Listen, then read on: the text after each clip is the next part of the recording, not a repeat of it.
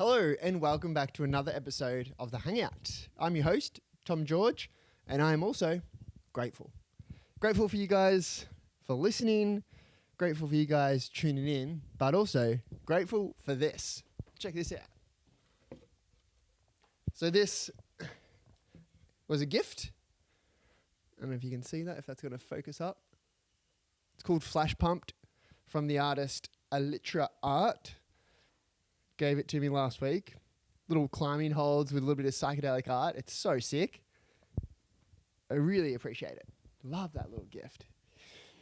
Give him a little follow on Instagram, Alitra Art.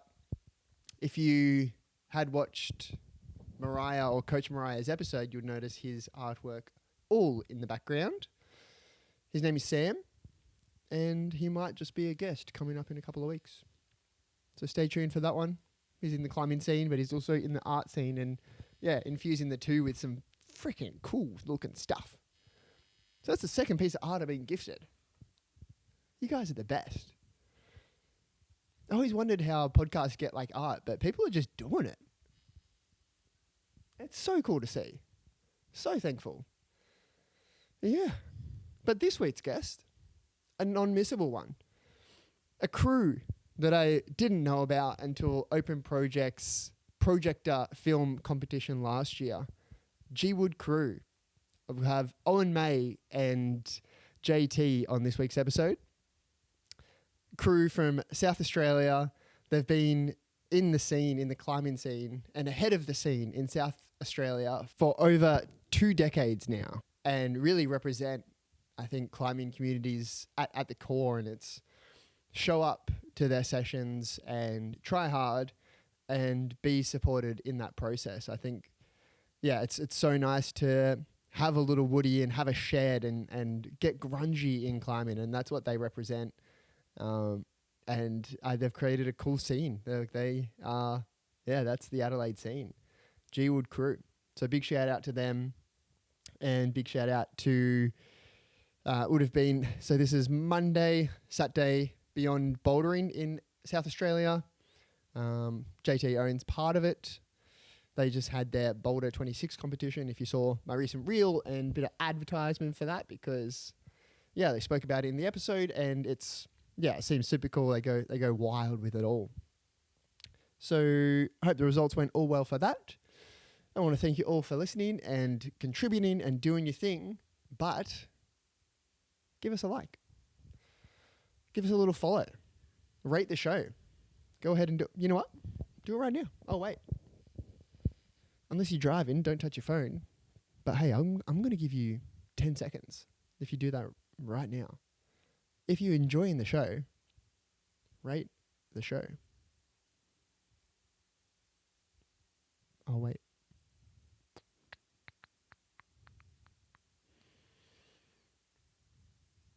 I don't really know how long it takes, but maybe you got to walk over to your phone, unlock it, open up Spotify. Maybe that's enough time. Awesome. Sweet.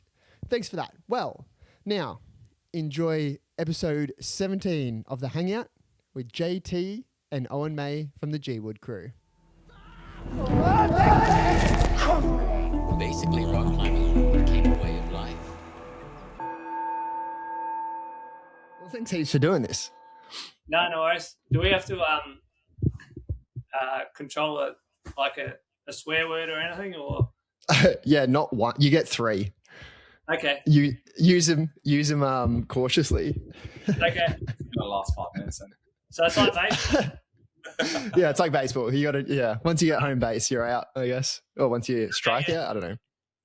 But no, say whatever you want. I don't care. It's, yeah. All right, yeah. Now, just in case you were like, Yeah, no, this isn't, I don't think my big audience is children, so I think everyone's an adult. We should be all right. You think adults, do you classify yourself as adults? Nice. Well, formally, I'm Tom. If I didn't mention. In terms of background, like what do I do? Yeah, climbing wise, like what? Yeah. Well, when did I start? 2019 is when I first like actually started properly climbing and chasing it, you know, getting hooked by it. So still what, seven years into it, pretty recent. Yeah. But yeah, now just trying to build my life around it. Hence this, you know. Yeah, right. Yeah, and I find a bit of inspiration, you know, from what you guys are doing and everything there over in Adelaide. So I'm keen to jump into this and find some stuff out. Because you're from Brisbane, Vegas, eh? No, I'm Melbourneian. Oh, you're Melbourne. Yeah. Mhm. Oh. Yeah. I originally Gold Coast, but I was like 12 when I moved away. So I was a Queenslander, but yeah, now living here, climbing, You're like Victoria based. What are Melbournes are like grungy hip, aren't they? Yeah. Grungy hip? I'll take that, but I don't think that's me. I think that's the other guys. Oh, okay. Unfortunately, yeah. Them's. Nice. Well, if I could just, for the people listening as well, maybe introduce yourselves so then the people listening know whose voices is whose, and then we can roll from there because, introduce who I'm speaking to, I guess, is the best start. Righto. Yeah, I'll kick off. Yeah, I'm Jay-T. I've been around the scene for like half my life and being one of the ones over 50. There's not many of us now. So I've been climbing a while and that's me. Sick. Yeah. So that's JT. My name's Owen. I've been around, I guess, the Adelaide scene now for 10 so years. Originally from the UK. Moved over here in 2015. Travelled a bit. Fell into Adelaide. Met some awesome people and haven't left. So, that's me. Sick. Nice. And what's this relationship between the both of you? So in terms of, I guess, Gwood and your climbing, what is this? And bro love, is that what? Awesome. Yeah. Yeah, we don't need details. How does it work? Mm. Well, I met Owen like 10 years ago. A mate who works over at Pulse Climbing, he said, got a friend, he's coming to Adelaide, blah, blah, blah. His name's Owen. And I was a bit skeptical. I was like, intros by other people, that sometimes can be a bit. So just, I'll put the safety up. I said, I'll just see you in the gym, man, one time. And then I met Owen and I gave him the fleece and the rundown and he passed the test. And that was 10 years ago. And then he came round to the Gwood shed and ate a bit of humble pie, you could say. And then I've had enough of that. I got to square up and level up and get into this. This is pretty rad and motivating. And then here we are today, 10 years on. Sick. Yeah. I'm so interested to hear the story because it's just from, I first found out about you guys from Open Projects and then hearing about it all and then sort of delving into the Instagram. But I want the story. I want to know, I guess, where it started. And I'm assuming it's started earlier than when you got, go. Yeah, Hit me. 2 decades. So Shit. Not sure. Yeah. So it was just before bouldering gyms were even a thing. They weren't a thing. It was just rope gyms really. And then everyone had a fee. And it was like, if you want to get strong, you want to get better, you probably just have your own wall at home. No system boards were around. This was 2006, 2005. And then all of a sudden, life things happened. Might think about starting a family. How's that going to work? And then where are we going to climb? The climbing gym doesn't have a bouldering wall. Bouldering was kicking right off because Clem Loscott, Fred Nicole, they did the 2000 tour where everything was just whoa, and the doors just... So it was all right, we need a board. We need a dome. Who's got a house? So then my mate lives in Goodwood. So we were like, well, let's put a board up. And he always liked to do things bigger than someone else. So we had a 45-degree board at 4.8 long. Whoa. with just spring mattresses. And he was like, I want to make it higher. I was like, well, it's pretty high. So I think we kind of... Start putting some drawers on.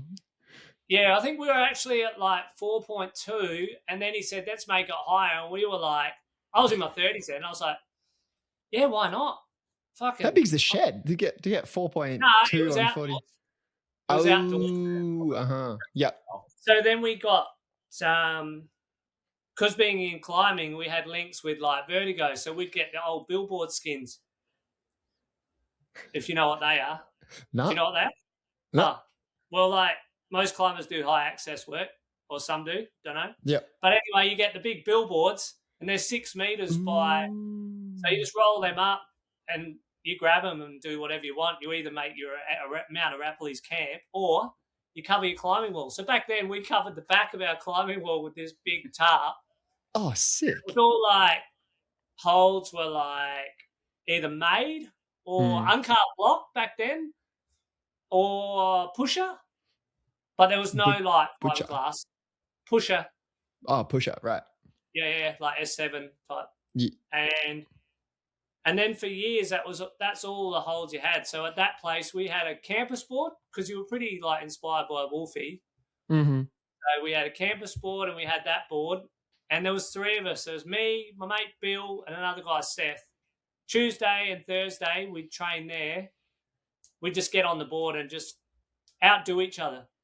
Mm-hmm. They were tall, I was short, so it was like either Dikomoda start or like Ethan Pringle long arms. So yep.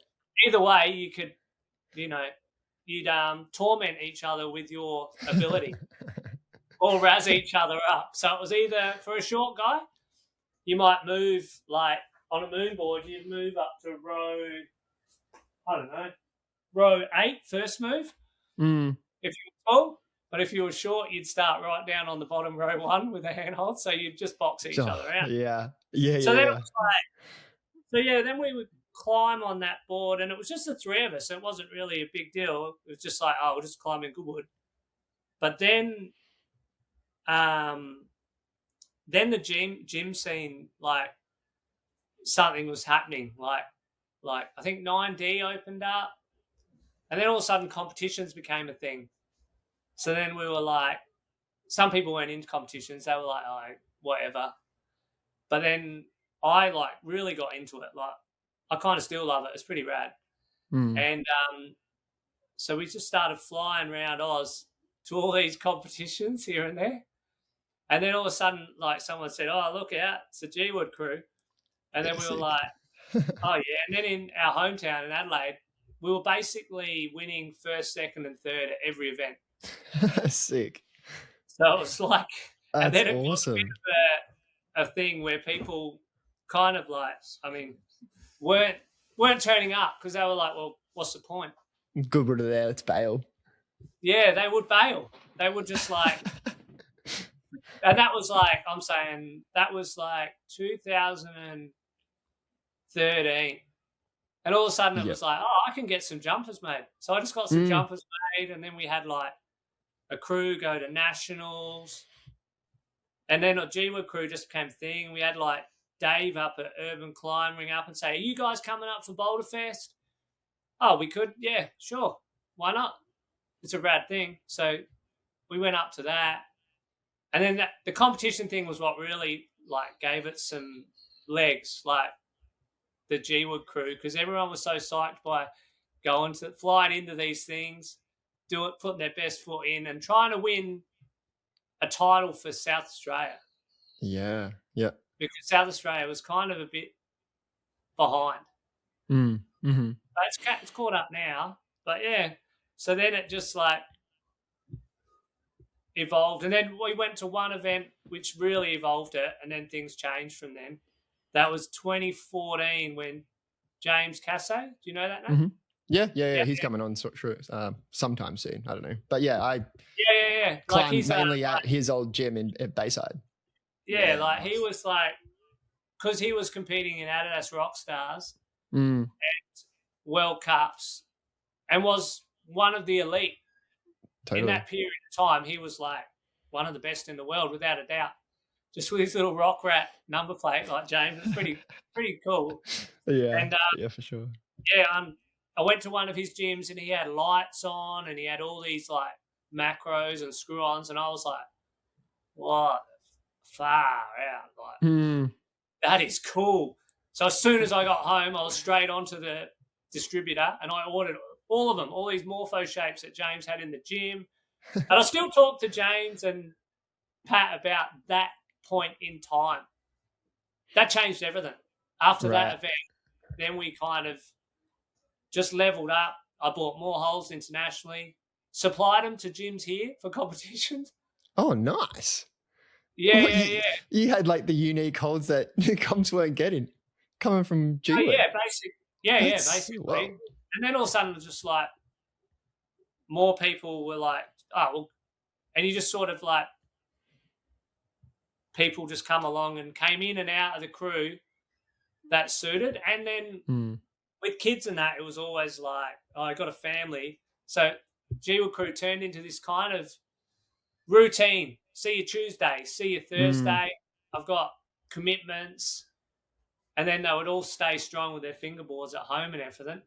And you can, in the board, there's only 5 or 6 years in there at a time. So you can really power out some like stuff.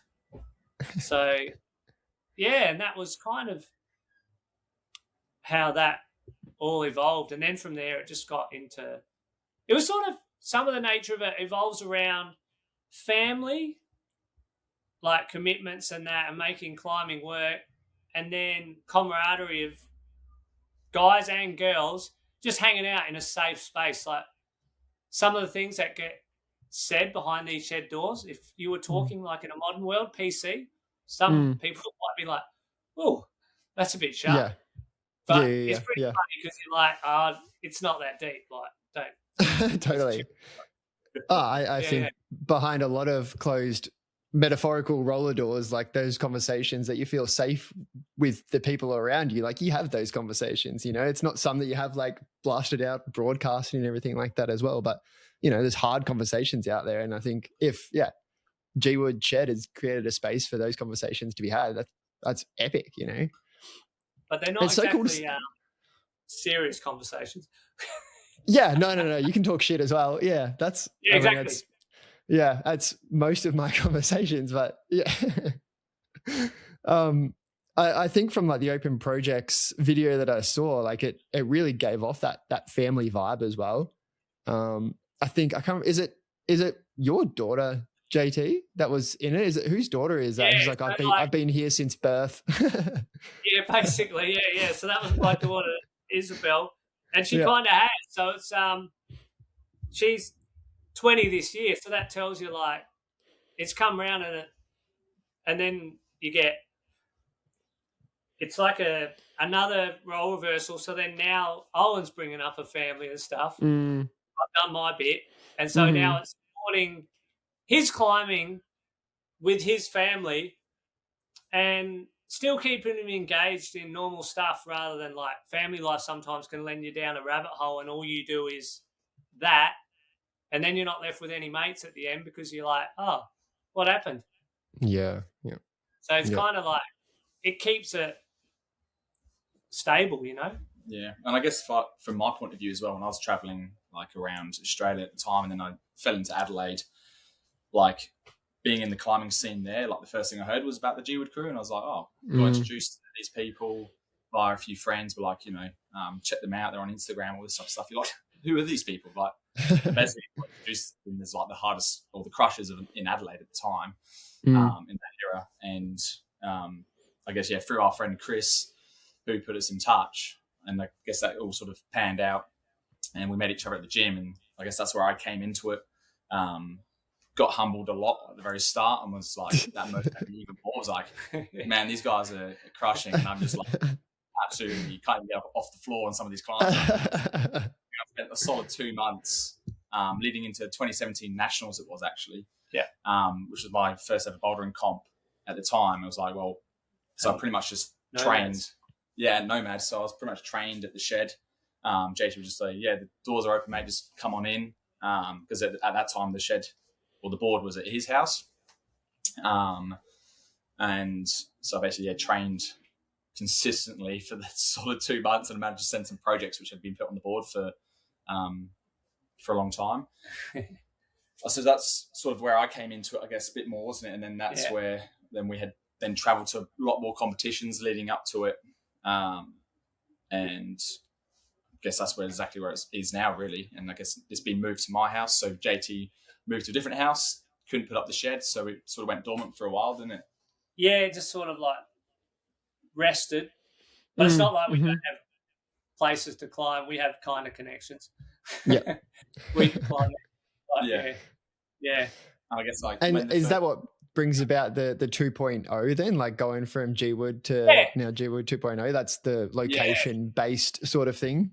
Yeah, location based, and we also did a bit of a rebrand structure of the logos. We kept like the old train logo, which is the one picture in the back here, on the LED sign, which is like pretty unique, and we like that. But then we kind of rebranded the actual logo, which is on the chest here, so and kind of revamped it.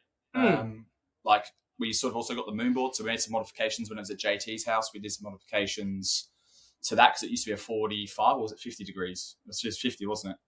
At your 45. It was 45, and then I think it was like 4 meters in width, was it in the end? Yep. And then we trimmed it down to put a MoonBoard in when the 2016 MoonBoard first came out. And we were like, then it's sort of, our focus was like, we have the spray wall for all the big compy, new school sort of stuff. And then we have like the hardcore outdoor training tool, which is now the MoonBoard. So we should flick between both of the tools and the training boards in order to like reflect what we were training for at that particular time of the year. So if it was competitions or if it was outdoor climbing. So we sort of, and obviously then best of both worlds. Best of both. And then obviously the MoonBoard come with a benchmark system in it, which then made us as competitors and very competitive people. Yeah. I then just opened up a whole other world of like climbs for us, and obviously another target to reach. So then we're reaching and trying to hit new benchmarks and try and get a ranking. And so now, there's only 5 or 6 of us in this shed who continuously climb together and try and basically send all the benchmarks we possibly can. Totally. So then we've gone from, I guess, competitions to benchmark chasing.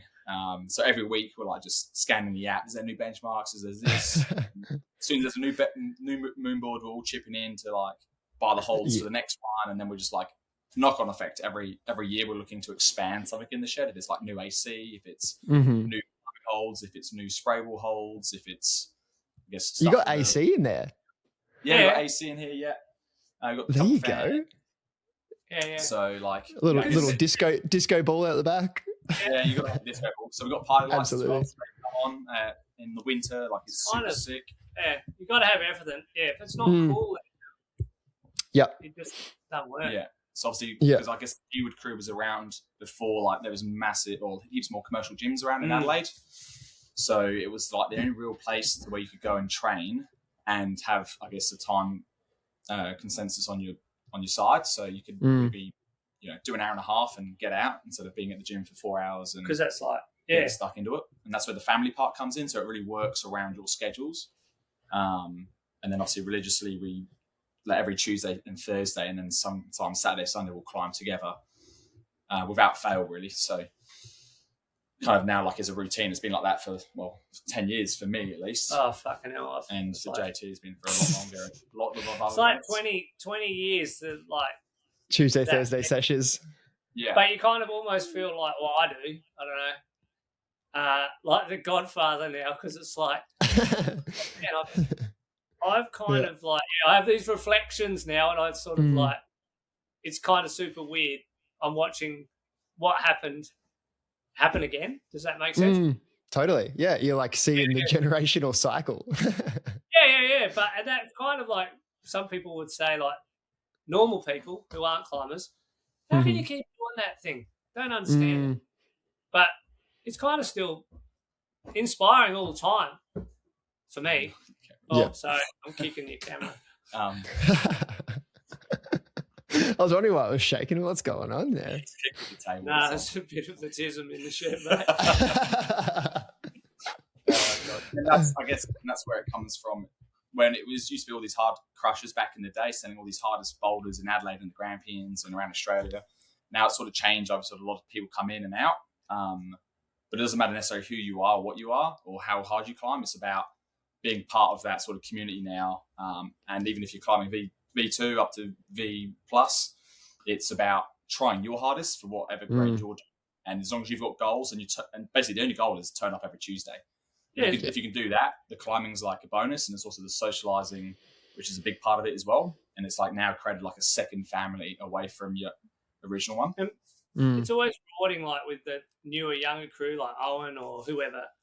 They're always hungry to know how to get better. Kind of when you've been around a while, you're like, well, if you do this and do this and do this, you'll get like heaps better. And they're like, okay. And then they come back in 6 weeks and then they hand it to you on a plate and you're like, well, yeah, I suppose I told you how to get better, so you're better than me now. Eat that. So then you like got to level up your old man self and get a few wizard tricks in. That's where let experience come through in those situations. Yeah, you definitely got to do some Gandalf. I think that's the part. What's the like? What does it look like in terms of like, I guess, like members or the crew and everything like that? Is it like people know about you and they just kind of be like, hey, can I come climb? Or is it like quite a like, let's get to know you before you come into this, what is, a safe space for some people to like share whatever they want to share, speak however they want to speak. What's it like with getting like new people in and stuff like this? I guess there's a bit of both, really. Like we've actually kind of expanded a little bit now, and obviously the shed's not massive. It's about 6 meters in width. You don't want it to become the new urban climb, that's for sure. Yeah, exactly right. So it's like lining up for your climbs. Yeah, so it's a bit. We've probably got like 6 core members who've probably been in the crew for like the last sort of 4 to 5 years, I'd say. Yeah, and then we've got like an extended, I guess, family is what we call it, really. Who are people who come every now and then when we have space and room available. Then part of another chat we have, which then they get invited to come in.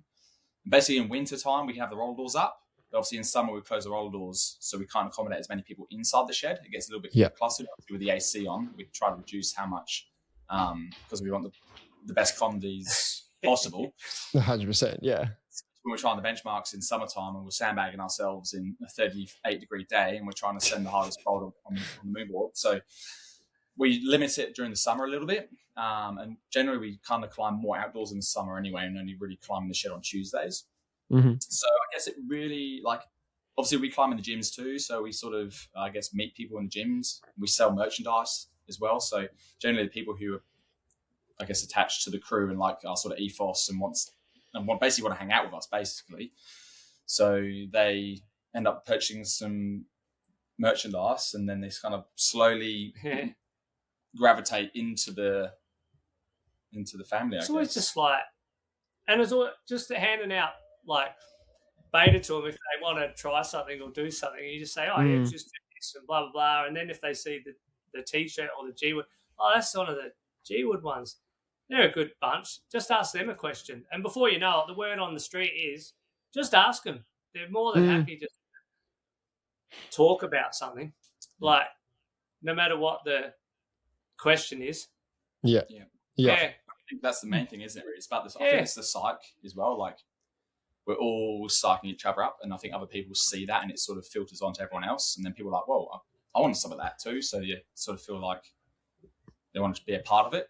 Naturally, I could imagine it like it being like, from what I don't know much about the scene in Adelaide, but it feels like Gwood is the scene in Adelaide. So like people want to be like, hey, can I come on Tuesday? Like hit me up. Like, how do I get in? I've got a shirt, that sort of thing. Like I could see a bunch of people wanting to be there. So you do have to like, hey, we can't have 40 people in the shed.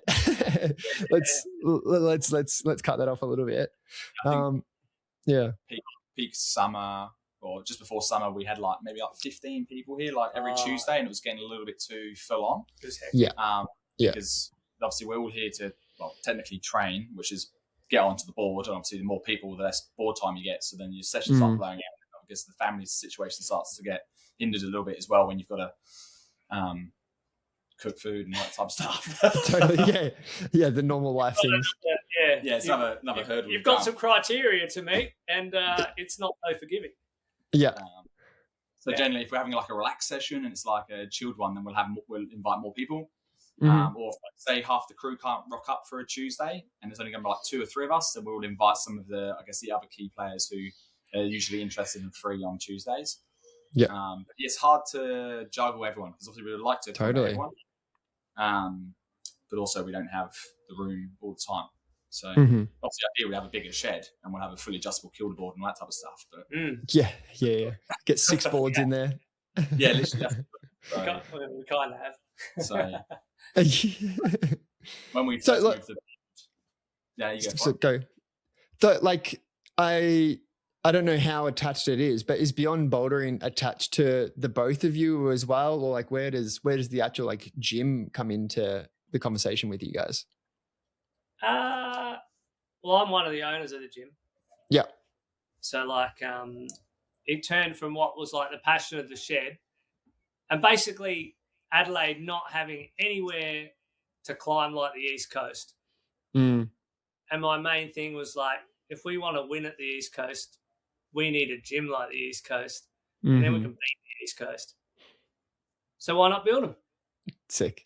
The gym looks great. It looks like a phenomenal gym. Yeah, we got like 3 now, and things happening.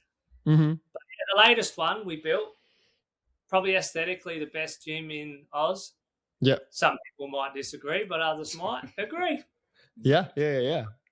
Aesthetically, yeah. But where we mix it with it, it's sort of like, it's not too bad. We just kind of just go there like normal people. We don't try to whatever. So it sort of just sits there on its own, doesn't it?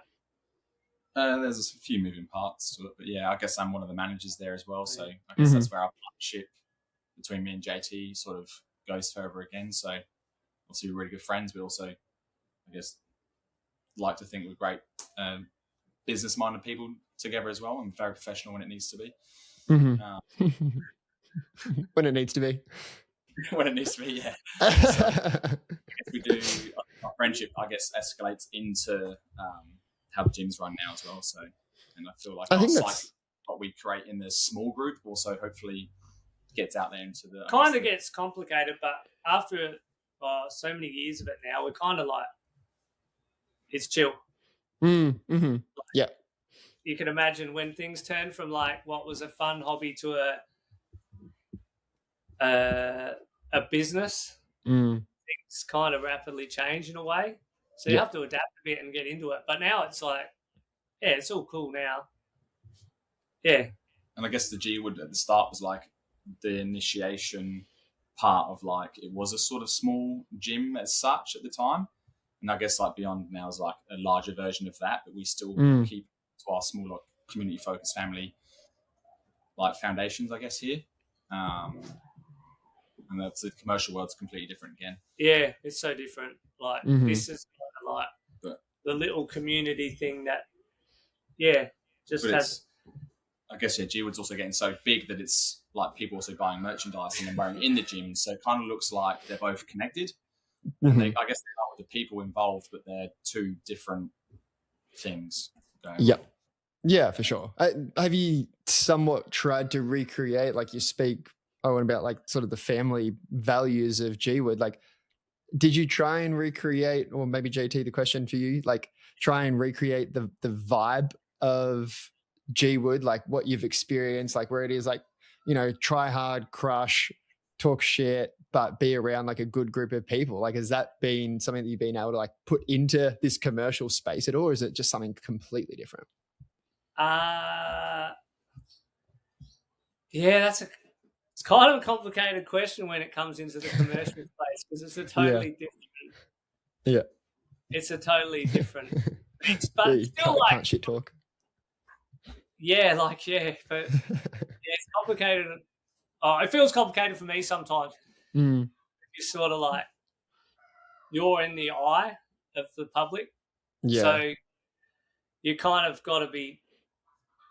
You've got to be your best you all the time, and you can never be anyone different. So you sort of always got to be just the JT that smiles and laughing and carrying on. You got the tie on, you know. Yeah. So, but sometimes in the shed you can just be like a bit more relaxed or whatever.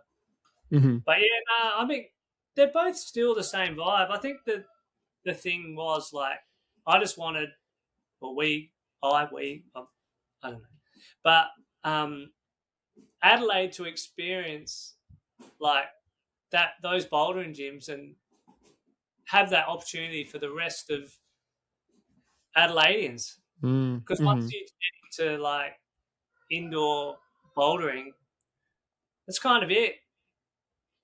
People might like frown upon, like I say now, like when you turn into an indoor boulderer or you come from the indoor world, they're not really going outdoors anymore.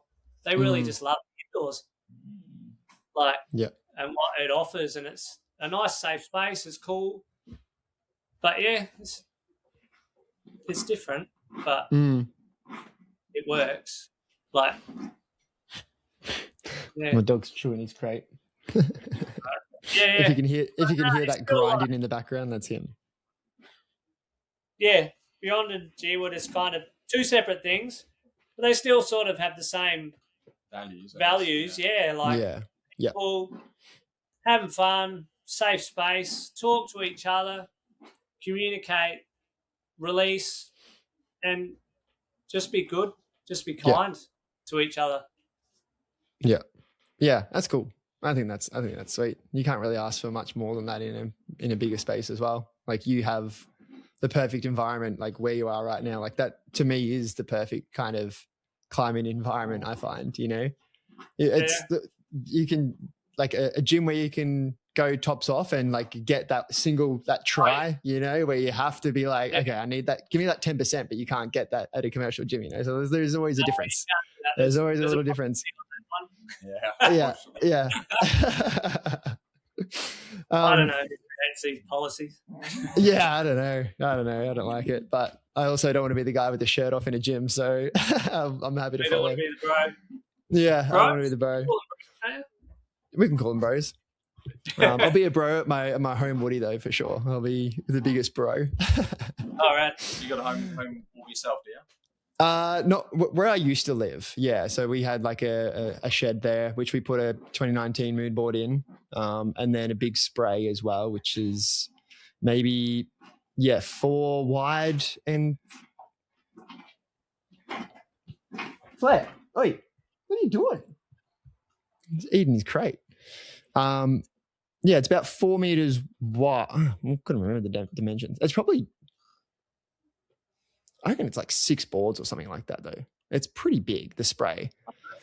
That's huge. At 20 degrees as well, which I didn't play any part of putting. I helped build it, but my mate, who is just like, you know, how you were talking about Jay-T, there's guys who are just psyched and go all in, and there's been like, we need this, get this, get this. He's one of those guys. And lucky for me, put up a sick home wall that I just go to wherever, just in a shed as well. No aircon, but still, it's. Hey? 20 degrees though. 20 degree spray. So I don't know. I'm more of a sport climber at heart, so we can get circuits and everything like that as well. And then we've got the MoonBoard, which we can change that. Yeah, that's for us. Hey, say that again, Owen. Sorry. That's the borderline slab for us. Go no hands. Yeah. I don't think Wolfie trained on 20 degrees. No, I don't think so. Power. You need more power. And then I probably should do more campusing as well.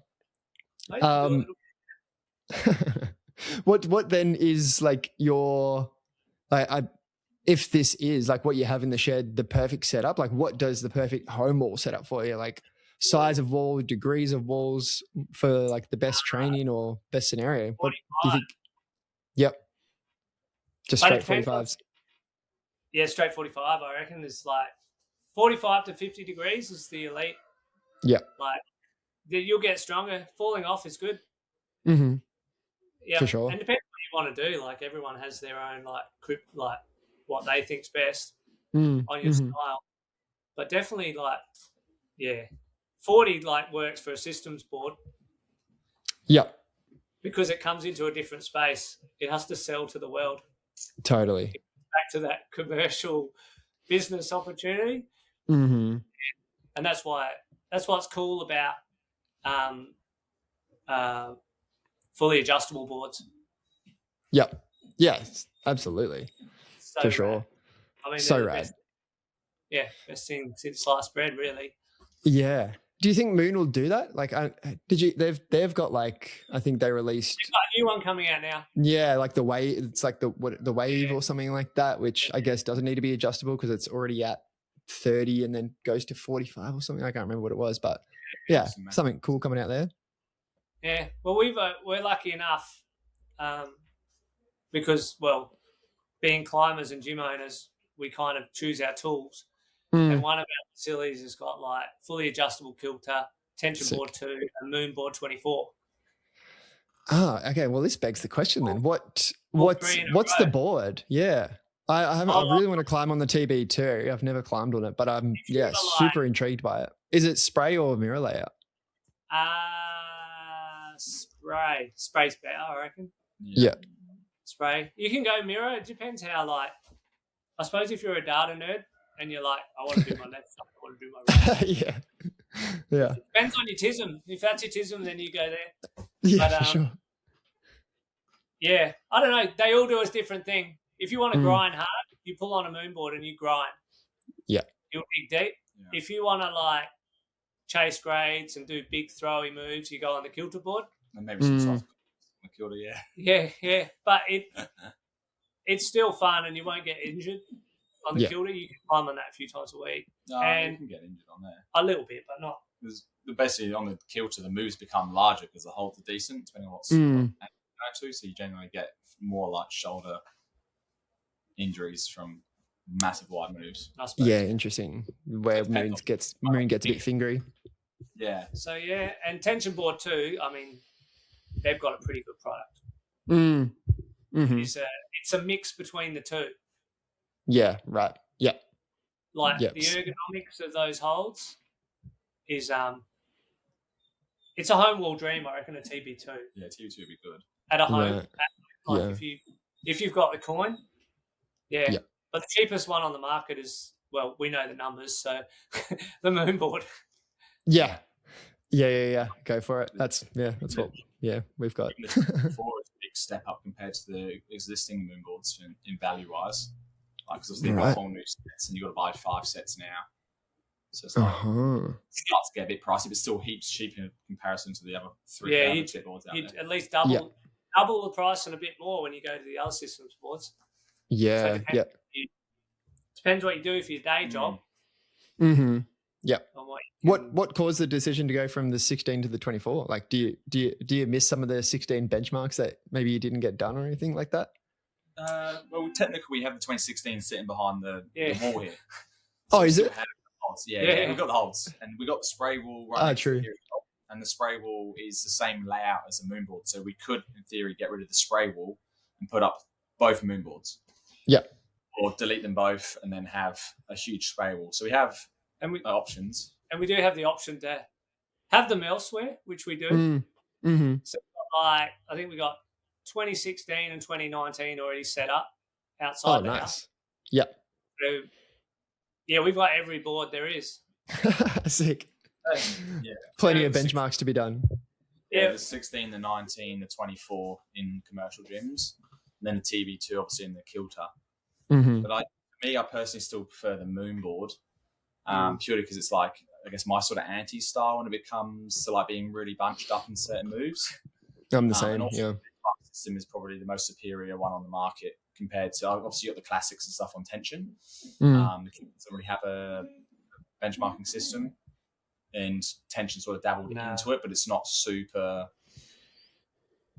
like useful. Whereas the MoonBoard one is, obviously the app needs a bit of TLC, but community-wise, the MoonBoard is probably the one that enthuses you. Yeah. Yeah. Just looking at every week, and obviously it does a gym ranking as well. So like we're competing against some of the commercial gyms, which we're like, I think we're 4th or 5th in Australia now. Yeah. So like against some of the commercial gyms. And then I'm just laughing at myself because people come up and go, "Hey JT, yeah mate, I'm beating you on the MoonBoard." Oh, cool. I haven't been on it in 5 years, since 2016. Going back to the shed. They're all like, "Fucking I'm rad," and I'm like, "You are fucking rad. That's hard."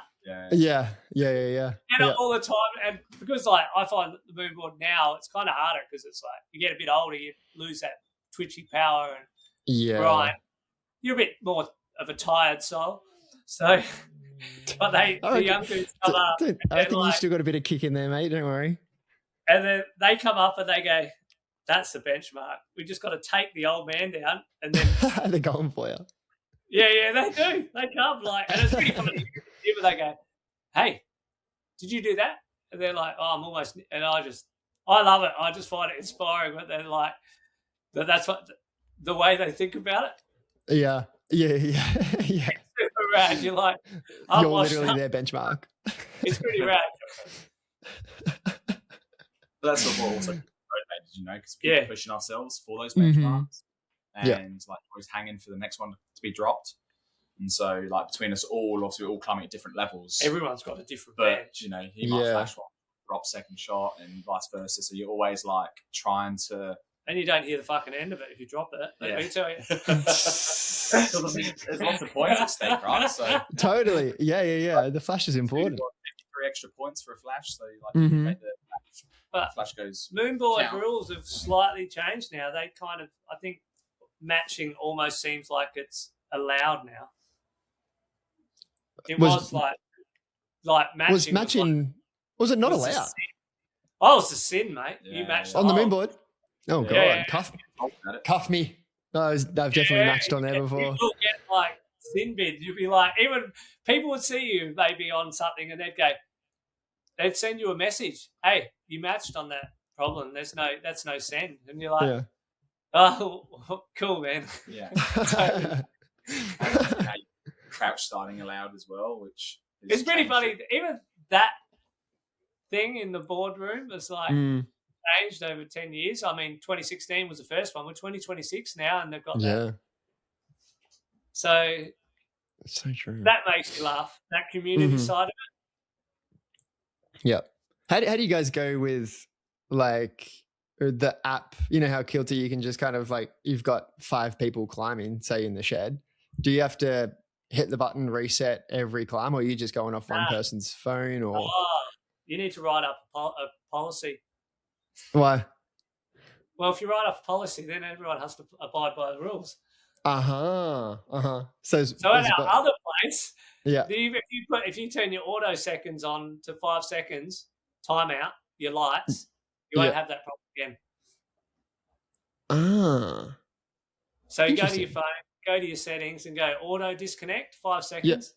Some people freak out because you go just auto disconnect in 5 seconds, and they're like, "Oh no, that means my climb will disappear. The lights will go." Nah, it just stops it because Kilter's light stuff they haven't really upgraded. They're a bit behind the 8 ball, so it's coming out soon. But then you can have multiple players to the data thing. So turn your auto disconnect. Hot tip. That is a hot tip. Yeah, absolutely. I can send you the paperwork if you like. Send me the policy. I'd love to. Yeah. Which gym do you climb at, just out of curiosity? Mainly Bayside Carrum Downs because I'm starting work in there, which was James's gym before he sold it off to Cam. But then I do my Thursday evening sessions at Urban Climb Blackburn just for ropes training. All right, you're a Bayside. Wow, that's Bayside boy. Yeah, yeah. That gym, that bouldering facility, was the first of its kind, to be honest. In what Australia. way? What's cool?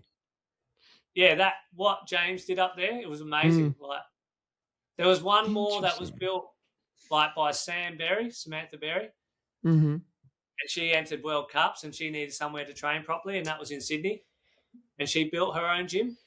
Yeah, and that was one of the first bouldering gyms in Sydney before 9D 10 years ago. Whoa! So we've got I've got I kind of know the history of it all, and it's kind of really interesting how how what we do now is so mainstream. Super spun out now. Yeah, I love I don't know. It's Bayside still holds in the boulder section upstairs. It still holds almost like that old school feel. Like you can kind of set a little bit compy on it, but generally it's just like slick holds that you really have to compress and you have to like work on quite hard to climb. And that's kind of nice. Like you're not just getting these like fresh as macros and just jumping macro to macro and just like gripping on because you got good texture. It's just like things that you have to like find ways to pull onto these like slick holds. And I think it's made me such a better climber than just relying on friction.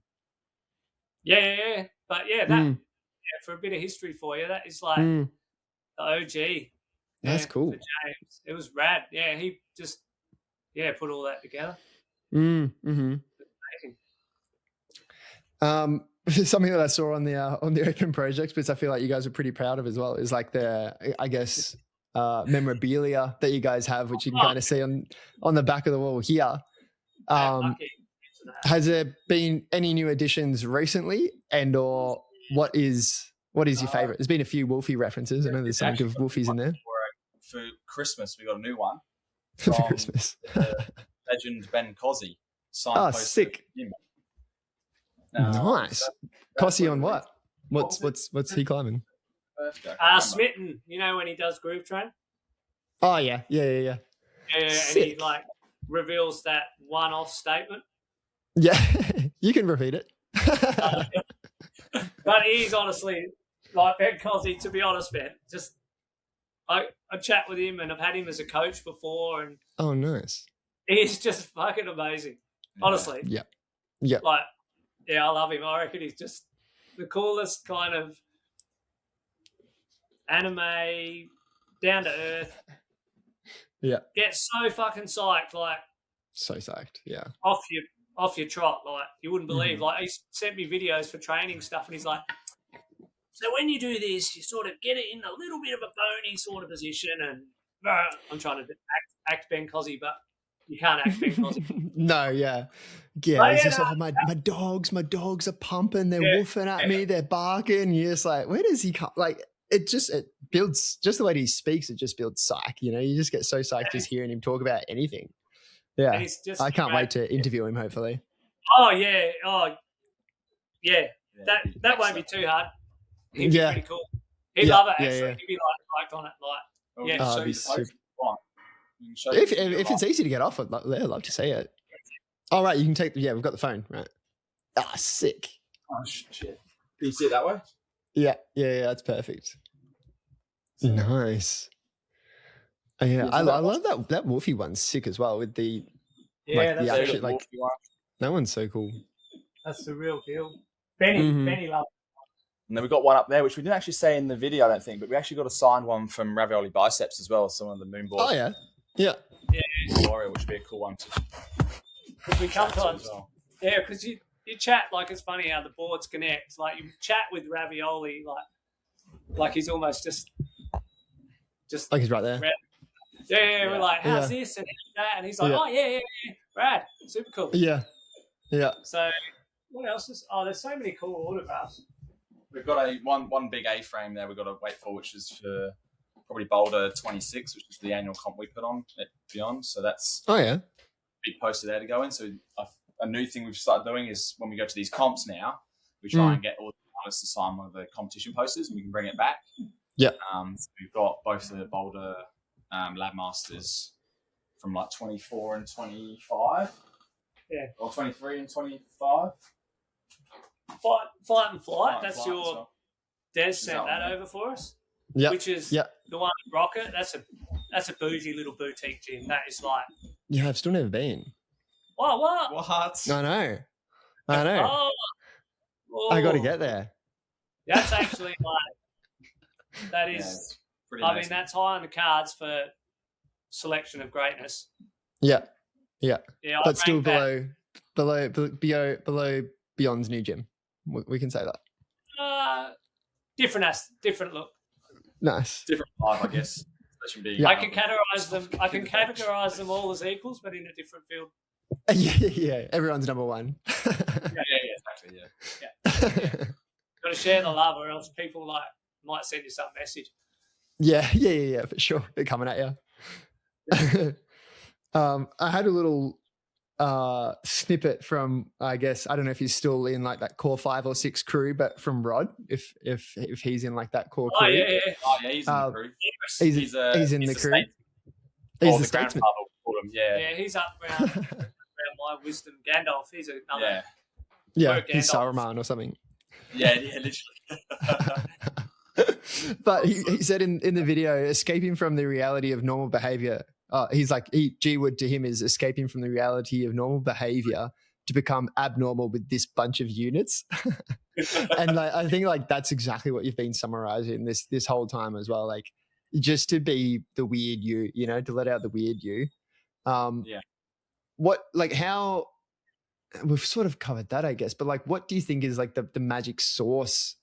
Like if you were to say for a local area that wanted to create like a crew like you have and like the vibe that you have and everything that Gwood is, the essence and the secret sauce of it, like how do you think people can create these different sort of pockets of psych and vibe and everything that you guys are doing? Well, firstly, you just got to be like kind of not selective and don't be picky or whatever. You just, everyone's the same. You just feel that like if someone just comes across and they're chatting to you, there's just like an aura or whatever, and you just feel it, and then they feel it, and it's just like a natural progression straight away, like literally like that. You can just feel it. So we don't really, have like any. Yeah, I don't think there's any secret sauce or recipe to it, but I feel like there's already those groups out there. It's just they need someone or the group to create that atmosphere at their shed or at their house if they have room to do something. There is one component, probably. Is you got to be a bit of a show pony to start with. If you're going to make the statement, call yourself something. Yeah, you got to can't like back it up a bit. Yeah. So I'd probably like a bit out there, and I might just say it or whatever, and you just go for it, and people take it how they want, and they're like, "It's cool, whichever." Like, come down.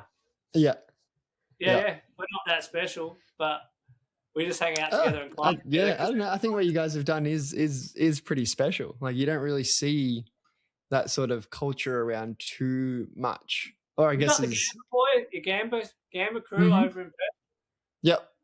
They're doing. They basically like Jeremy and that crowd. They're kind of like the more modern version of what we started off.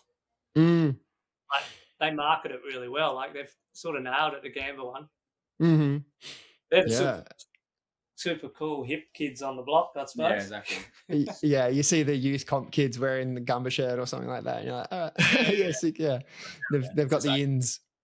It's the marketing. And it's just us old geezers wearing our Gwood shirts at the comps, so it's not as impressive. Old says something 20 years younger, That's still good. What I don't know much about, the only thing that I really know of is Munari in South Australia. But like, what is the outdoor climbing like in Adelaide around South Australia? I see you guys get out a bit bouldering, but what's it like? It's rad. I mean, before the gyms come around, that's all I did. So I've spent heaps of time at Munari, like heaps of time. Like I've just sat up on edges, freezing my ass off, trying to do a project and always wanted to climb because Stuart Williams is the true man of Munari. Yeah. Stuart Williams, without a doubt, like 100% Hall of Fame guy. For that era, he was like up there. He was one of the best in the he was doing things, even some of them now, like one of them, I don't think it's been repeated yet. I might have actually had one repeat, Womb Waltz. Yeah. 28, 7C plus. Yeah. But Munari's awesome. That's like a Zen place. When you go out people there, talk about it very highly. Yeah. What happens out there stays out there. And doesn't ever. Yeah, it's definitely. Yeah, you've got to be a bit more weathered to go out there. Right. The Melbourne crew you were speaking to, Rach and Connor and Jake and stuff. They're pretty often out there. They say. And Ned. Yeah. Yeah, Yeah, they've gone out to Minari. It's been pretty rad because I've sent the messages because I'm like, I know that route, or I know you should try this.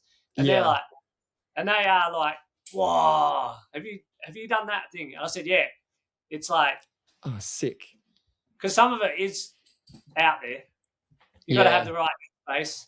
Yeah. They used to have an old petrol drill they used to drill things with, and it weighed tons. And then now with modern drills, it's a bit easier. Right. But Minari's rad. We got the hole, really. That's kind of like the indoor bouldering gym of the 90s. So in the hole, there was like everything went to a kind of middle point. Old quarry site, drilled holes and edges. 100% manufactured, but maybe 110% cool. Well, and this is a bouldering. The hole it's a bouldering location. Yeah, well, it's bouldering now. It used to be ropes. So the originators, Stuart and Matt, they had it all as ropes. So when you bouldered it, they were like, nah, it's not the way it's done. You do it on a rope. None of this bouldering. How is it like are they decent walls or is it just? Yeah, it's a big, just blown out cave in a. It's not very tall though. It's not very aesthetic. It's like grungy and dusty and filthy. Gloomy. You've got to have a climber's perspective and see the beauty in this beast. Yeah. So once you get in there, that's it. You're locked in for the whole summer. It's dark, dusty hole with carpet on the ground and big bouldering mats, like gym mats. What? And you fall. So you can solo up. So, you know, the grade range probably like you can solo like B10 or what 8A plus 30. Yeah. And there were all these kind of benchmark ones that were done. And then now there's been all these extensions put on that go right out the clave. So it's like climbing in Spain. Cool. Yeah. If you were like a sport climber, it's rad. We've climbed, I've climbed heaps of stuff in there. Like I did my time. And then you've got the cave, which is another load of climbing there. And then you've got Morialta. And then the Bachelor Pad was one of the Verse 13s put up in Oz by Clem Loscott in 1999. Wow, cool. So there's a few historical little bits. Yeah. But outdoor climbing is good. And now we've got a new spot. Yeah. Which is called Secrets, which, Owen can gas on about that. Yeah, so it got like sort of, I think it got established in like 2016 by a local climber in Adelaide. And there was only like 2 or 3 lines in there. And then, I don't know if you heard about Jordan Grant, but Jordan and I revisited it in like 2019, just after COVID or just during COVID. I can't remember. During COVID. I think it's just after we could be let out of the house and we're allowed to explore like half an hour outside your house or something. We started putting some new lines in there as well. And then I think 2021 came, I got a finger injury, so I couldn't climb that summer. That was from a state titles event here in Adelaide, so I couldn't climb there. And then another guy, a local hero called Daniel Toon, came in like 21 or 22, and then just pretty much he's a sport climber through and through. And this is like a massive cave. It's like a 60-degree overhang with a 60-degree floor following the whole way, and you're about maybe 1.5 meters off the floor, so you don't fall very far. But it's about 10 to 15 meters long, and especially the small climbing crag. But you just boulder everything. So you just take one pad up this sort of cruxy area. Hopefully, you don't fall outside of that area.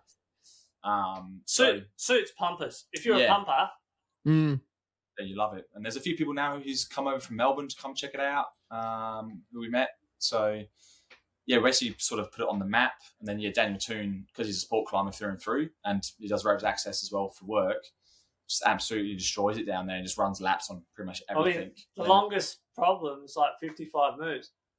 Whoa. Yeah. So it's like proper sport climbing. You just put your little chalk bag on and away you go. Yeah. Well, I think the new one sick. I think the latest one he put in late last year was about 78 moves. I think there's only huge. Like 5 or 6 like pure king lines there. Yeah. And then after that, like typical Adelaide, because you run out of like the main lines, you just do link ups of every other climb and keep adding it on. So the new one he put in, which was about 78, 79 moves, was basically climbing like 3 or 4 different boulders until you get to the top. And it's obviously the hardest boulders out of all of them. So you kind of put that together. And yeah, it's basically summer crag. It's perfect because it's right next to the beach. Dolphins are swimming past every day. The sun's out. You go for a climb. It's kind of sort of semi-protected from the sun as well, depending on how deep in the cave you're climbing. So it's super picturesque. And then, yeah, if you have a good or bad session, you just go for a swim.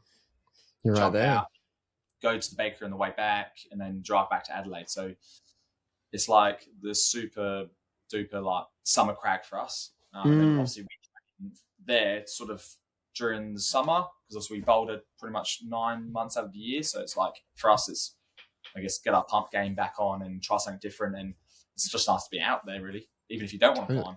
Yeah, and yeah, it's just nice to go as a support crew. It's a nice spot. The rock's a bit questionable. It's not like wow. It's no holiday that way. Right. Yeah. But if it's in your backyard, it's pretty rad. Yeah. Yeah, it's a 10 out of 10 if it's in your backyard, no matter what the rock quality is like. Like if it's a short walk sort of thing, I'd touch anything, you know. I'm on some property and the next property next to me has this like granite boulder and I can only see the back of it and it's like this sloped granite boulder and it looks like the other end just drops off like a face. And I've been waiting for so long just to walk across, like jump the fence and walk across the paddock. And like, I want that to be my boulder. I want the front. If I go around the front and it's just this like perfect, like compression, like thing on it, I don't know. I need it. And that would be 10 out of 10 boulder, you know, because it's literally a 2-minute walk away. Yeah. I'm psyched to that. That's the same for most of Adelaide rock though, to be honest. Like rock quality isn't 100% on in most of the sort of urban crags we have around here. But Secrets itself is like, because it's all sedimentary and right next to the ocean, it gets a lot of weather. So it's like the sea comes in, hits it, it's salty, it's super fragile in certain areas. But most of the king lines though, like we've glued a lot of them up these days. So major holes sort of on there. They're still subject to break if it's like too wet and stuff like that. But Minari is the pride of the jewel though. Yeah. Without a doubt. Like, without a doubt. Yeah, that rock is like, wow. You got cracks, you got edges, you got breaks, got like slopey, slimpy things. Like, oh yeah, that's like to die for. There was I actually got a question from go sorry. Yeah, some people like find it hard out there because it's out there. There's no water, there's no nothing. What you come in with, you stay with, and 45 minutes walk up this track. Yeah. But it's a bit like Yoda. You just find your zen, you know? Oh, it's epic. It's a bit of a hike, but it seems well worth it to go out for a bit. Short stop at a Rapolli's, then make your way out. It's probably a good trip to do. Cruise, like Easter's the best time to go. Yeah, what is the weather window? It is Easter time? Cooler, yeah. In between like Easter to October. Yeah. Cooler's good, but rain is no good. Right. There's not like heaps of steep stuff there. Yeah. So not like steep. There are some gems though. Oh yeah. But there's some good bouldering gems as well. Yeah, bouldering's good. Yeah. I guess it's just hard. Like not a lot of people go out there. So if you're going out there, you're going to the more established stuff, which is obviously the roots. Bouldering potential up there. It's just no one has the capability to go out there and establish it all. And it's just a journey. It's a hassle. So you get a rock up there to be explored, and then it's just challenging to get it dialed in when you know it's a 4.5-5 hour drive up to Minari, and then you can do the same to the Grampians, and you've just got that right there. So people often just go for the most convenient thing. And obviously, up in the Minari, you don't really have any like shops and stuff, so it's like JT said, whatever you bring in is what you're there with. So and whereas a lot of boulderers these days, you climb indoors, they want the convenience, so they go to a place which is all established and have shops and showers. And that type Let's of go to stuff. Venus Baths. Yeah, you're right. So people usually gravitate to the Grampians because it's just I've got a quick weekend. I'll make the most going to the Grampians with all established, Yeah. The fish and chip shop's nice and close. You're good to go. Yeah, exactly right. So yeah. makes sense. That's sick. Yeah, I will make the trip out there one day. It's just, I don't know when. I reckon that'd be sick. Jake Southern actually had a question for you about Munari, and he asked, what's your favorite route and or experience that you've had out there, since you've given him a few hot tips? My best experience was when I almost died. Elaborate, please. Yeah. But I ran around because trying to get off the top of Munari isn't easy. Like, they never put wrap chains in because of the petrol drill and all the rest of it. Right. So when I had my period of time there, I ran around and put abseil chains in everywhere and stuff, and asked Stewie if it was all right on all his sort of sport routes and that. And one time, I'm not the most skilled ropes works, man, just a practical knowledge. But I was coming off what we call Guru Wall, and I was up there, and I had a drill in the backpack, and I was doing this rib line that Jake would know, called meditations. And he's probably tried it, and it's fallen off a bit. And he probably they spoke about it in the episode, actually, meditations. Yeah, it's fucking evil, that thing. And then I rebolted some of it, but then I got stuck because I pendoed the rope. So I had a rope. I had the rope connected on one side and the rope connected on the other side, and I was stuck in the middle, 6 meters down. Shit. I was like, oh, fuck, I'm fucked here. And I was just on my own. Oh, no. And people were like, right, yeah, no worries, having a fucking great time. And so I hand over hand climbed the rope. Oh. So if I fell, it was going to get pretty nasty. Totally. Up to the top and belly flopped, and then got out of there and went, I'm done for today, man. I'm out.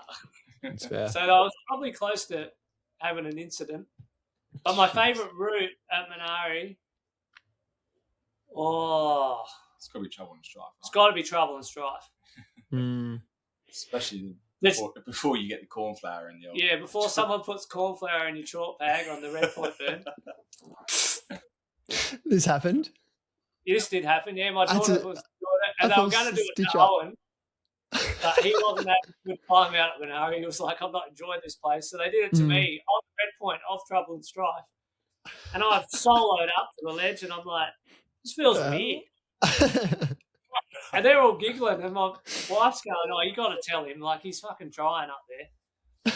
And, they told me. So then I zipped back down, rope solo, and then went back up and did the route. But that's a straight off a ledge, dihedral corner backwards. Oh, cool. You hit a head wall, and then you're in a chimney on your own. There is no one except you. Yeah, wow. So how wide's the chimney? Full stem? Oh, no, the chimney, you can't touch the other side. So when you come out this roof, you go out backwards up a dihedral corner, come across an edge, and then you're up, and you're all 50 metres plumb off the ground, Whoa. And you can't see the layer. Yeah. You're on your own on this face in this. Oh, wow. It's another planet. Yeah. Trouble and strife, without a doubt. That was one of the last ones I kind of wanted to do, to get a second ascent of something. But none of the harder ones had second ascents. Wow, there's so much potential out there. Trouble and strife is my best route, and my most best moment is almost whipping myself. But luck generally stays on my side. That's good. Just go for it. That is good. I'll touch wood for you. Keep it on your side. Yeah. Oh, and how about yourself? What's, maybe not around the moon, but just in terms of something that's your most highlighted experience, or something that just comes to mind in terms of climbing. What's something for you there? Well, I guess it's similar to the lines of JT's, where it's one of those sort of near-death experiences, I guess. So when I was doing my travel around Australia, and obviously I was from the UK, so before I got into bouldering, I sort of got into bouldering when I met JT, really. He was a trad dad before. Yeah, I was sort of a trad dad before, and a sport climber, but not super, I guess, strong sport climber. Trad boy? Yeah, so so I came over, and basically I had 30 kilos worth of luggage, and I think 28 kilos was my climbing gear and my trad rack. anyway, so we went to Tassie for a climbing trip. So we spent about 2 months traveling around Tassie, and I met a couple of climbers also into trad. And so we went to go climb the Candlestick, so which is right next to the totem pole. So it's the big stack, like opposite the totem pole. And we're supposed to climb the totem pole the following day because we had such a mare completing the Candlestick. We got a little bit injured and didn't partake in the totem pole. But essentially, you got to abseil down off the mainland, then set up a teal someone's got to swim across the chasm past the totem pole to start, to then scramble up to the Candlestick sort of starting ledge. Then you set up a teal traverse there, bring your secondary person over. But we had 3 of us because we had to bring up the tail rope from the mainland as well, because when you finish the 4th pitch, you then have to set up a teal traverse at the top. Obviously, being in 3s, it was a lot harder and took a lot more time to get to the top of the 4th pitch. Yeah, so I think, and obviously you've got a 2-hour walk in mind as well before all this. So to get to the totem pole, it's 2 hours to get there. Then you've got to abseil down, swim across, climb up 4 pitches. And I'm not a crack climber either. And obviously a lot of Tassie rock is a lot of cracks and off whips and all that type of stuff. So I didn't lead any pitches. I was just seconding them. And we basically got to the 4th pitch, got to the top, summited it. We're like, hell yeah, this is sick. And then we're like, I think it must be like 8 or 9 o'clock or close to at night. And we're like, there's a big storm brewing up. We can see it like coming our direction. We're like, we need to get out of here pretty quick because we've got 2 hours of walkout. And so we set up the teal traverse, but we had to down climb to the 3rd pitch, I think it was, and then set one up there. But it was like 45 degrees. So it was like pretty much like a zip line almost. So us being us and under pressure, storm coming in, we're like, well, we'll just sort of zip line down it almost. So we thought there was enough sag in the rope. And as we've obviously come off a couple of ledges, we've sort of just zip lined straight into the mainland rock. Feet placed, hit our ankles against the rock, sort of did a few issues to our legs. So an interesting walkout with only, I think it was 4 of us, because my friend I was traveling with as well was also on the mainland taking photos the whole day. Yeah. 4 of us. I think we only had like 2 working head torches between 4 of us, whilst I was taking a bunch of Panadol and sort of limping out. So I guess that's probably the most craziest experience to date. So did you have to go one after the other on? So like you couldn't really fix it, so everyone had to ride down and basically stop themselves with their legs each time as well. It's sort of, so the first person, because obviously you tail up the abseil rope from the mainland, so you basically tie that off hard at one end, and then you basically belaying the first person down. So my friend who was first, he went down, and we sort of lowered him down on sort of stuff. But he sort of pulled out 15 meters of slack first and thought, oh yeah, I'll just jump off and you'll catch me when I hit the sag. But there was a lot longer. It was like a 40-meter traverse, right, between the mainland and the Candlestick. So he just ended up hitting the 4 ledges below him and then hit the sag and then pulled me off the cliff whilst I was still tied in on the rope. So he sort of got scot-free. I got out of scot-free, I guess. And then it was me, and then the third person had all the ascenders. We tried Prosix, but the Prosix were just biting too much, even if you took it out certain loops. So it was sort of pressed for a bit of time. And so, yeah, I guess you make silly decisions sometimes, and lucky enough, you surprise yourself. And you're like, how the hell did we get out of that one? But we did. So that was probably the most crazy experience. Talk about that like all the time, I guess. Type 2 fun in the moment. Yeah, for sure. So, that's probably a mega one, I reckon. What's your best route though, or boulder? Best boulder. Oh, that's it. Oh, hard to say about boulders. What have we done recently? Can't even remember. Well, what about it? Well, you have got one little tricker up your sleeve. You're the only person to flash that. Oh yeah, it's not that impressive though. It's not really that. It's not really, but it's not fucking. I mean, you're not broing about it. You're like, whatever. And I think Jordan Grant FA did as well, didn't he? Jabberwocky. Yeah, first set, but yeah, I don't know. That's kind of cool, hey? Yeah, it's cool. There's like this cool V7, which I think is now being upgraded to a V8. but I think I was the only one to still flash it in Adelaide at this stage. It's like it. But it's like one which is, it's tough, and I think it's got a little bit harder now, apparently so, but I guess that's a good achievement to flash that. But we also, during COVID again, so me and Jay-T took a trip out there. It's about an hour and 10 minutes away from Adelaide City. And we walked in, and it's like 15, 20-minute walk in, get to the crag, we sort of do some push-ups, do some pull-ups, warm up. Jay-T has a few burns on it, doesn't get onto it too well, and I'm like, busted finger, and you were just like, he was injured, and I'm like, well, I'll just quickly do some more pull-ups and push-ups, and I'll just have a go and see how it goes. So we're probably at the crag for 15 minutes. Oh, fuck 'em. And then I was like, yeah, I have one shot, jump on, just walk, get to the top. I'm like, oh, fuck, we've done it. All right, well, and Jesse's like, well, let's just get out of it then. Drove an hour for 15 minutes and then walked out, and then that's a win. And then Matt Warner on the way back in afterwards, and that's hilarious. Still, no one has splashed it since then. I don't think that's been since a few years now, but I guess that's a good benchmark in Adelaide. Yeah, it's like compared to bouldering standards now. Yeah, geez, like up there now. Yeah.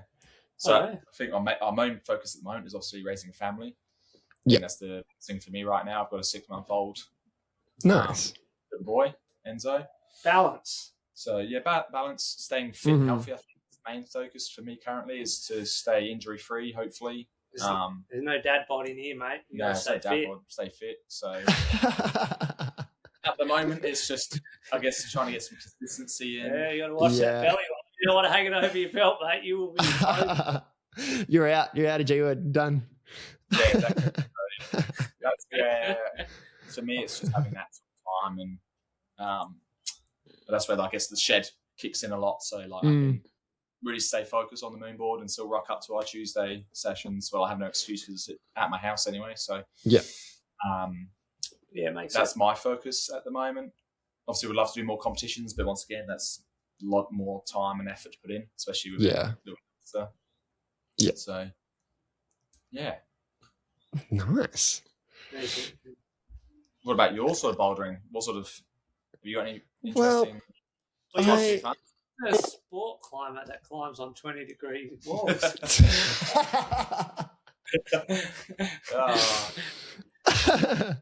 I couldn't help myself. That's so fair. I've sold myself as a sport climber. I deserve it. But yeah, because we're inside these walls. You see, the banter is. That's fair. It's the virtual. We're in virtual Gwood. I was OG sport climber. Yeah. There you go. Well, like, I enjoy bouldering. I haven't had a project or found a block that just gives me I haven't put the time into it. That's why, but that gives me the feelings that sport climbing does. But I do. There's one, I've never touched it, but there's a climb a boulder called Slippery Nipple at Cathedral Ranges, and that's just like kind of my closest good quality rock, and yeah, I might be going out there next week just to touch it, see what it's about, and then maybe open up a boulder project, because I haven't had a boulder project for ages. But yeah. Sounds like something you got Saturday night, but I don't know if it's climbing. Again, we're within the walls of Gwood. Exactly. Yeah. It's a funny name. Like they get onto that pun. They might, yeah. Modern day people, they might be like, what? That's okay. Just rewind it 15 seconds and listen to it again, guys. Yeah. If you're taking a bit of time. All right.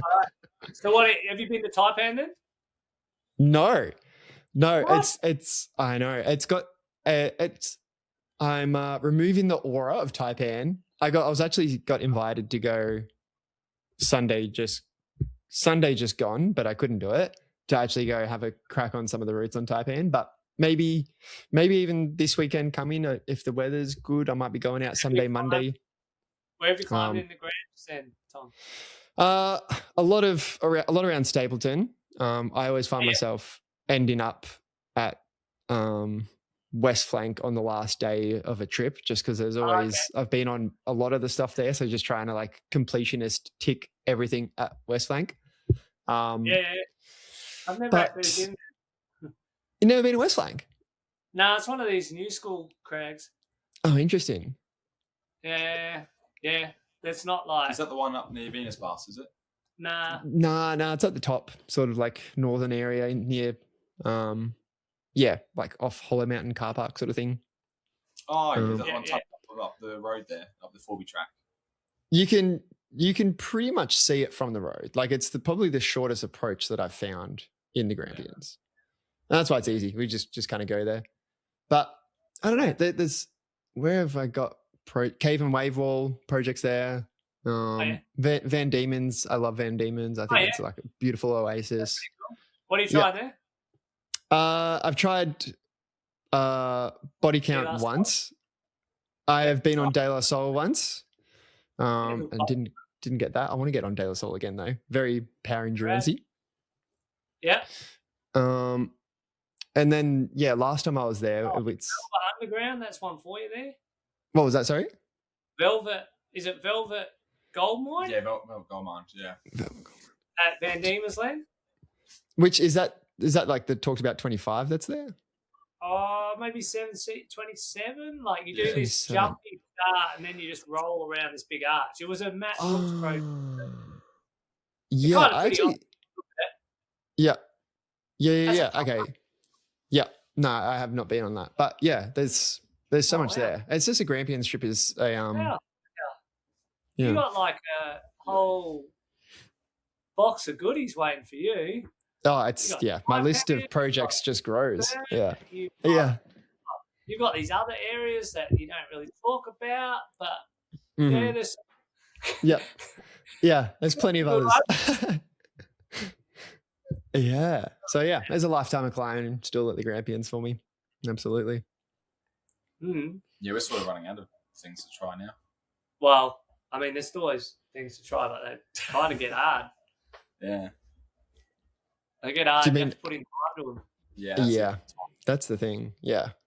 And that's kind of what's good about the shed, because you're like, you can still go out there and test your limits and do your thing, but you just in the shed. It's kind of, it suits a modern lifestyle, really. I mean, I got an hour and a half. I haven't got 8 hours to spend down sitting in the dirt. Totally. Yeah. Yeah. As much as I love sitting in the dirt, but yeah. Yeah. That's why rope climbing sort of like, bouldering became more, because, hour and a half instead of 8. Yeah, for sure. I think that's fits, the big draw for a lot of people as well. Like it is just like you can get your workout in. Like you don't have to go to the gym and do an hour and a half at the gym and then do your thing. Like you can just go boulder for an hour and a half and be like, I'm fit. Let's in and out. Let's go. Yeah. Makes it Right easy. on. Yeah. Pretty rad. Pretty rad. What we'll sort of close it up with some, I guess, aspirations for yourself, whether it's like in climbing and like some goals that you want in climbing, or even, aspirations of Gwood and where you'd like to see Gwood go. I don't know. Like, I suppose it's already like I said, it's come so far kind of now, how it's like gone through all these phases and all the rest of it. Like you imagine being around the block a while, 20 years or something. 20 years. Yeah. So you can imagine like that. Yeah. It's kind of a bit nostalgic in some ways. Totally. You got my daughter that says, "Oh, I was born here," and you're like, shake your head. But they love it and it's rad. So I just keep trying hard. And sick. Keeps you honest, I guess, Keeps you honest, yeah. Keeps you trying hard. Where it goes is like, I don't know, that's kind of like up to these younger ones now. Carry the torch. Yeah. Yeah, I've done what I can do now, rebrand it. Let's make it cooler. Let's go to another level. Absolutely.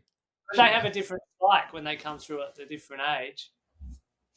You can feel it, like fresh. Fresh.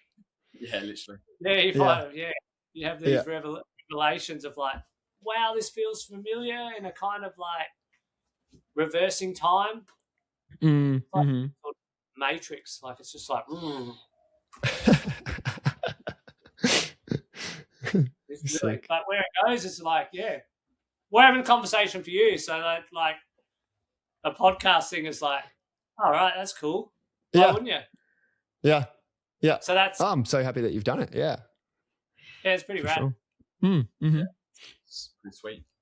I guess like for us, it's also like obviously having the shed, expanding that as well. Maybe not like to the wider community, but just having, I guess, bigger facilities for ourselves at our sheds. So I guess turn, also if we buy different houses, the idea would be to, well, my ambition is always to have a bigger shed than a bigger house. Yeah. Proof, but if I'm buying another house, it would be looking for the shed to accommodate the space for a lot more people. It would be mega funny, or not funny, but just like pinch yourself moment if it went on. So Owen's son Enzo, it went on another generation like that, and then wouldn't that be crazy? Owen, we might give him some Gandalf status, but there might be another Gandalf, some other wizard. Yeah, some other sort of wizard. Like Dumbledore sort of stuff. Yeah, I was trying to think of Harry Potter's wizard. I couldn't come into my head. They haven't been created yet. We're creating something no one's ever created yet. Yeah. This is a conversation we're having in full time. This will matrix in soon. But in 20 years' time, it would be bizarre to see what is the next version. Mm-hmm. Yeah, how it's does going to it be look? so sweet. Mm-hmm. There is no other. Mm. Yeah. It hasn't been done. Like, yeah, it's quite funny. It's kind of unique in a way, and when you say it, it's kind of unique what you got. I don't think you know until maybe someone like you says it to you, and you're like, yeah, no, totally. What you have is unique for sure. And funny to come through the social media era. It was 10 years of nothing. Right. So people say to me, "Oh, have you got photos of the original board?" Not really. I mean, Nokia 3110 didn't have a camera. Didn't have a camera. Yeah. Then I bought the Ericsson thing that I couldn't fucking push the buttons because my fat trades me fingers. Yeah. You're too busy playing Snake. I'm not taking a picture. What are you talking about? Yeah, exactly. So that's that was spun out when we were putting that video together. I was saying, like, yeah, we tried to get have you got some footage in that? And then I was on Flickr. Do you even know Flickr? No. What's Flickr? Flickr was like a photo place you could store your photos. Oh, okay. So back some time in a previous world, there was a thing called Flickr. And if you type it in on your Google thing, you'll find it and go, oh, God, that's old. And I looked in there for photos. It was spun out. And there was some? Oh, sick. Yeah, of that original Goliath wall out there in the backyard. Cool. Is that on the Open Projects video? Like, did they showcase that? Or it wasn't, all the footage wasn't that great, was it? There wasn't much. Nah. We needed more like just general footage. There was stills. I should put that up somewhere. I'd like to see that. That'd be cool. It was hard to capture like all that in a 10-minute video. That 10 years, it's not really like before socials. Now socials is on there. You kind of got all this back history. Totally. Yeah, it's easy to keep it. When Kelly, my wife, put that together, Enzo was just born, so he'd been like a couple months old. So we're a bit spare for time, to be honest. So we managed to grab as much of the time we had and try and get the same gist as what we've spoken about on the podcast. I was trying to work out the family avenues. It was quite funny. Me and old Boris were like, he's got the pram there going, oh, it's all right, blah, blah, blah. And me and Boris going, oh, yeah, I think we're fucking coming down to a time constraint here and you're going to get over the coals tonight, buddy. I'll let you find this out. I won't spoil your journey. And that was all the train cuts. There was a baby in the back shots of those. So. Oh, really? Yeah. And because the thing is, we're on the station trying to get the train video, but every time we front the train, another train would pass at the same time. So we would never get the shot. So it was like, and every train was like another 10 minutes afterwards. So we're like waiting 10 more minutes, and then it's waiting for trains to get one scene. It's so funny to watch, just like if someone's just sitting there waiting for their train and they're watching you guys, just like a crew all in the same shirt, just missing trains, being like, all right, well, we'll just sit here and wait, I guess. Just like running in and out of the aid station, Yeah. and there's a baby on the board going, "Oh, typical responsible climbers." Yeah, Totally. baby. And I guess that's where we haven't spoken about it on the podcast just yet, but that's where the original logo came from. Is like the Gwood train, but also the symbolic relation to like obviously the send train as well. So Yep. that's where the original logo came from, I guess, wasn't it? Yeah. Sort of thing. So Send train. Send so it train. was the send- That's a real thing. It's a real phenomenon. I don't know why that exists, but it's a real phenomenon. Yeah, I mean, the Gwood crew was generally rolling right back, was named by the community, and we just took it on. Yeah. And we were just like 30 odd, and it was like, oh, whatever, let's go. Mm. How interesting that the location was called Goodwood, and like the similarities of like wood boards and everything. Like it's just like just makes sense, hey? Yeah. Yeah. But yeah, just came about, and then I just went, all right, well, if we're going to do it, let's get some jumpers made, this and that. And then now Owen just said, can we change it and make it a bit more modern, Gandalf? And I said, sure, go for it. Gandalf. Nice. Well, I believe there's a drop out or a drop come in as well of the new merch. So get onto it, everybody. Grab some stuff, get a shirt, get a crop, get a jumper, support the Gwood crew. Yeah, we can get you a nice crop, Tom. I'll stand up and I'm actually wearing one now. that would be It's all the rage in Melbourne, I believe. Yeah, so yeah, it is. I'm not in the clique though. I'm not in the clique, unfortunately. I need to move to Adelaide, mate. Yeah, maybe. Or I'll start. Maybe I will have to buy the Gwood crop to fit in here. We'll see. We just got a new one released. We got like a heavy metal logo. Oh yeah. One of our friends, Corey, I think you reached out to originally. You haven't the soundtracks. Oh yeah. What about the soundtracks? We got some interesting soundtracks too with all this AI technology. We've made everyone a soundtrack each. Oh, what? I'm not sure if it's personality based. And we got a couple of our own theme tunes as well for the Gwood crew, which are a bit more about sending boulders, trying hard, rocking up on Tuesdays, eating TV snacks, all that type of stuff. So yeah, which like sort of drum and bass focus, so we can so just hang out and there's a musical side, like it's going to theatre. I like it. I mean, Taylor was texting about it, but we just said hold on.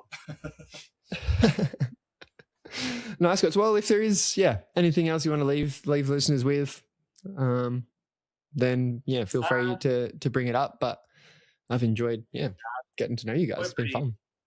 Yeah, no, it's rad. Sorry, I keep kicking the thing. Just shaking.